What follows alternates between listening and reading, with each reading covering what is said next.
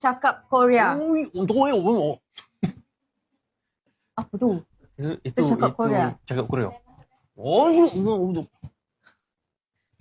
Tu macam kenyang ni. Sold out Mira nyanyi lagu Korea. Belum belajar lagi lagu Harga Korea. murahnya moisturizer tu 12. Macam kenyang kan? Dia orang kata Memang kenyang pun sekarang. Korea kenyang. Korea kenyang. Moisturizer kita tambah untuk 500 orang. Boleh test sekarang. 500 orang saja kita bagi harga 12. Murahnya. Okay, moisturizer ni pun. Tapi kalaulah kulit you tu masih lagi patah okey ke? Okey. Okay. Tak muntah lagi. Boleh. Okay. Sekali lagi patah. Miu naik ni. Boleh naik Asal mual dia boleh naik.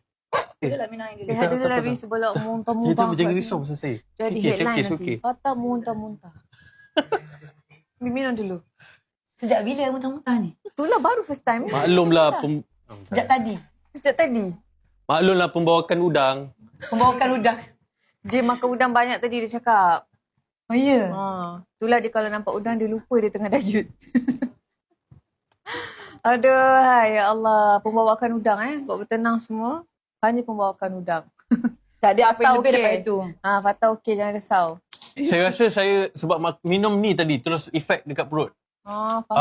Sebab tu bukan pembawakan udang saya baru teringat. Sebab saya minum ni tadi prebiotik. Sebab tu tadi sekala kan bila kita makan udang semua seafood semua dia banyak toksin.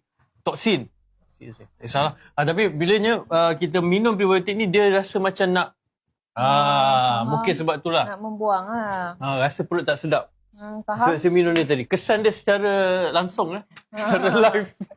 Dalam live. Kiranya consume tu rasa perubahan Secara dia. live.